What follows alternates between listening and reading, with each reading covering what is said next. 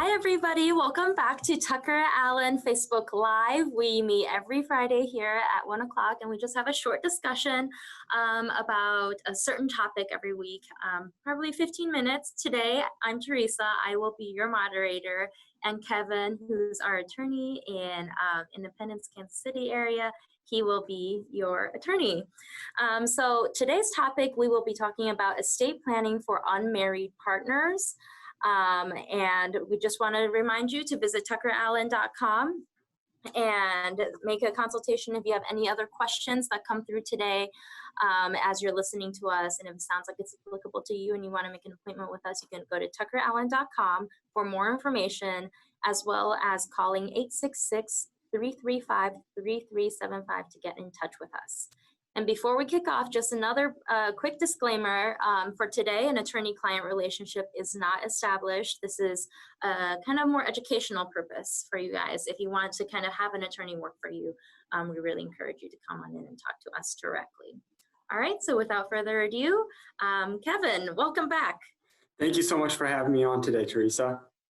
Well, so I'm excited to dive into today's topic for estate planning for unmarried partners. So I know estate planning is really important for married couples, especially when they have kids or something and they really want to set things up.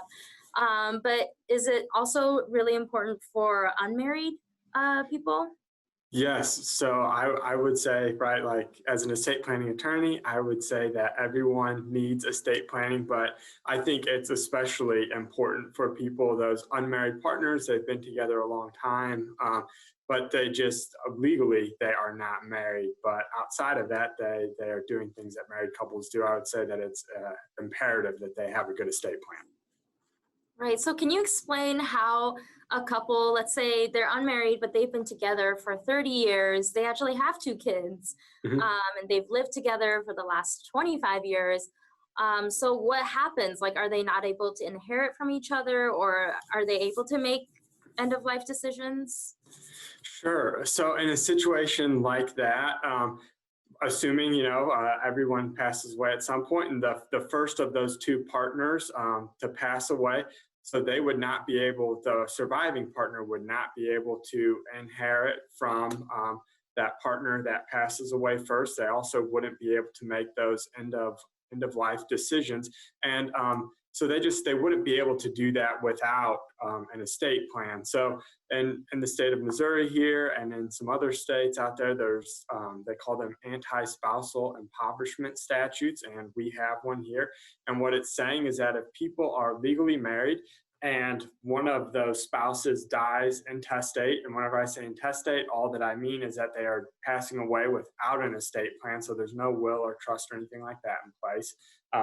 So whenever a person passes away intestate and they have a spouse, what happens is these anti-spousal impoverishment statutes come into play, and what they do is they make sure that the spouse receives an inheritance, or they receive some sort of money or assets from the spouse that is passing away. Whereas if you're just an unmarried partner and your partner passes away and there is no estate plan, then at that time, this statute that kind of protects a married couple whenever one of them passes away intestate, that catch-all, that safety net, I guess, is no longer there whenever we're just talking about unmarried partners. So, and that's true even if the unmarried partners have lived together for 25 years? Yep, even if they've been together, they've lived together for 25 years, that's still true, because the law just doesn't recognize them as the law doesn't recognize their relationship. And then I know you had mentioned like end of life decision making.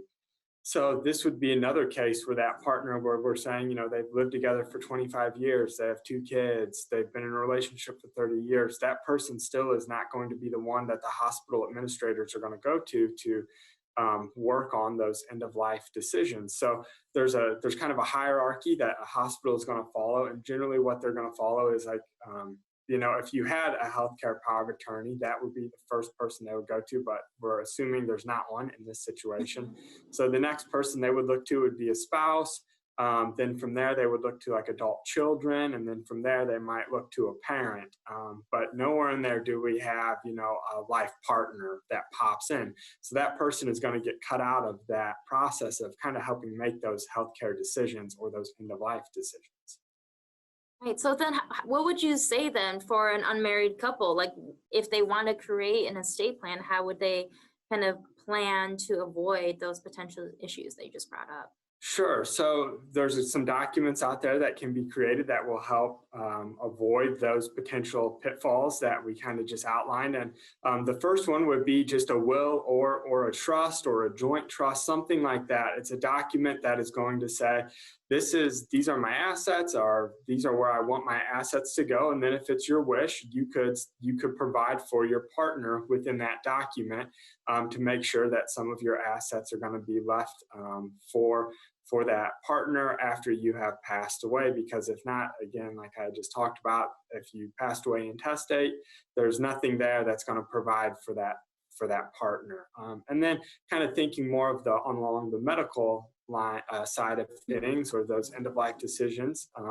A great way to help with that would be that healthcare power of attorney. So that's going to be the first person that the hospital is going to look to help make decisions if you have one. So that's a great document. Create that healthcare power of attorney. If it's your wish, name your partner as your agent, is the word that we use. Name them as your agent, and then they will be there and they will get to help make those end-of-life decisions for you, or not even end-of-life. It could just be, you're incapacitated because bad things happen. Maybe you're in a car accident, or maybe right now. Just general caregiving, right? Exactly, yes. So those are two great documents to utilize in an estate plan for those unmarried partners. Great. So you mentioned a trust, a will, and healthcare powers of attorney. Are there any other documents that you think are especially important for unmarried partners? Sure. So another document that would be great to have as unmarried partners would be that durable power of attorney. So it's another power of attorney, just like the healthcare power of attorney, but this one is dealing with financials. Issues mostly. So it's there to allow maybe your partner, right? If you aren't joint owners on a bank account, then your partner could still have access. If you were incapacitated or you're out of the country for work or on vacation or something like that, then they can still access your finances. They can pay bills for you, do things like that. And it's also really important if you did become incapacitated, because then your partner would have access to your finances and they could help pay for your care. And that's going to alleviate a lot of stress for them, because the other option would be that you may have to go get a court-appointed conservator to be able to pay for things. And that's just a much, much, much more expensive, time-consuming process, whereas the durable power of attorney is it's a relatively short document. Ours are, I think, 28 pages. Or 26 pages? Yeah, I mean, I remember, I think in prior Facebook Lives, we talked about like guardianships, conservatorships, and how that's just a much more arduous process. Right. And how powers of attorney can save a lot of time. Right. One relatively short document, it's easy to take care of, it's easy to get done, and then you can totally bypass. There would never be any need for the guardian or the conservatorship. So that's another great document to have. Great. So that means trust, will, healthcare power. So essentially kind of like the documents we've been talking about, kind of all put together.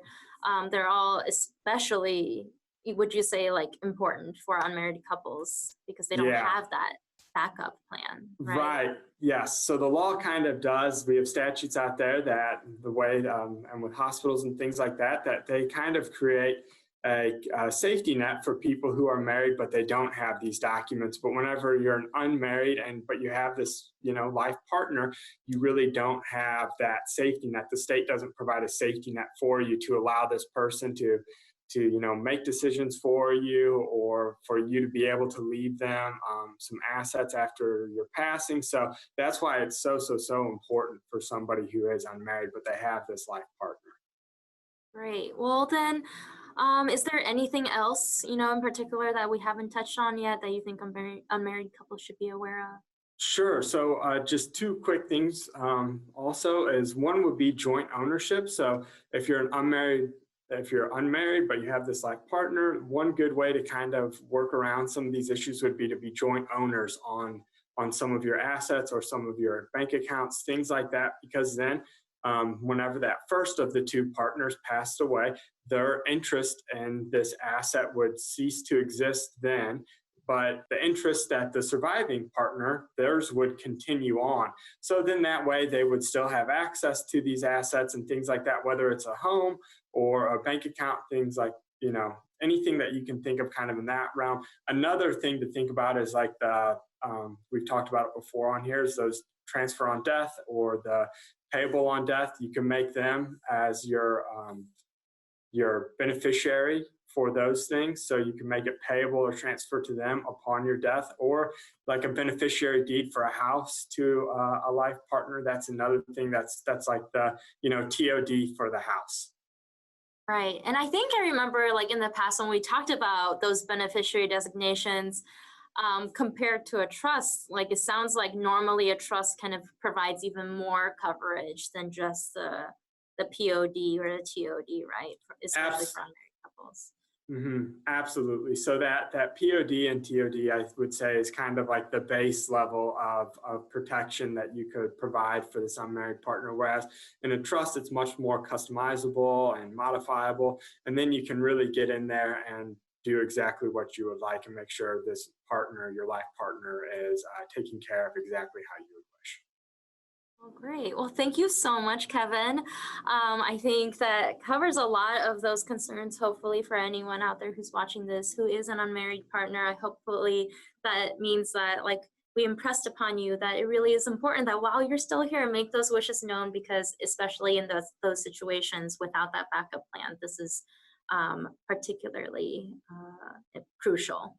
So thank you for being here with us today. If you have any other further questions, just please feel free to reach out to TuckerAllen and come meet with us in person. I know for each of our families and each of our couples, you each have your kind of special considerations, and we're happy to meet with you and discuss that. Thank you very much, everyone.